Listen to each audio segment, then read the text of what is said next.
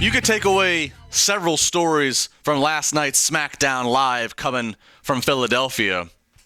We could talk about the crowd actually cheering John Cena. We could talk about Dean Ambrose. We could talk about the bizarre Wyatt family situation. And we'll get to all that. But what takes precedent today is what I hope is a rebirth, is a new chapter, is a revitalization.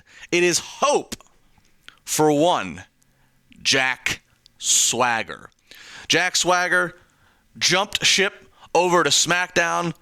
Certainly in the real-life dynamic, very appropriate. A SmackDown can use the bodies. They need the depth. And Jack Swagger might be one of the most grossly under and misused talents ever in WWE. Yes, I understand I am saying that about a guy who has actually had a world title run. Yes, I know I'm saying that about a guy who's been involved in WrestleMania. But for what Jack Swagger is capable of, for what his raw natural abilities are, WWE has missed a lot of boats with the University of Oklahoma graduate. Jack Swagger is only 34 years old. I say only because Jack Swagger has been in WWE so long. I mean, since like 2007? He's been around for a while, and because he's there, and then we don't see him for a while, out of the way they use him on television, or lack thereof, I don't know, I felt that he was probably older, but he's only 34, meaning he's right now, kind of right in that peak prime age.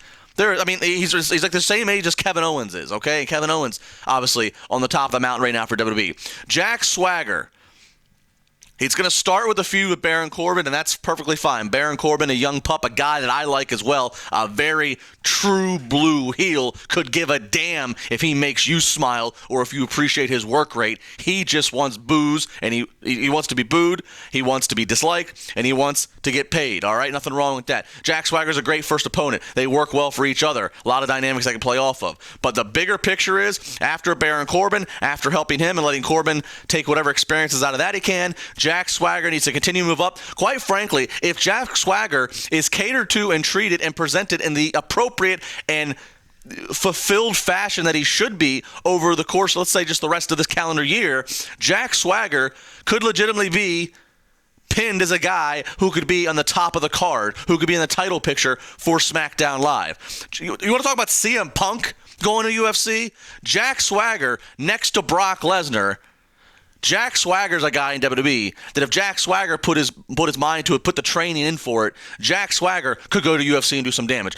Why is that relevant? It's not really relevant. It's not going to be going to the UFC, but it's true and relevant in the fact of Jack Swagger is a legit tough guy. He is a legit badass. He looks it. He can play it. He is a big boy.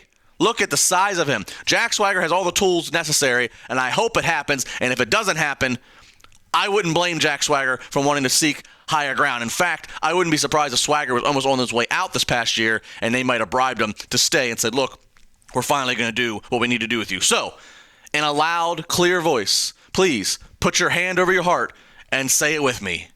We, the people. We got more Wrestling Reality coming up.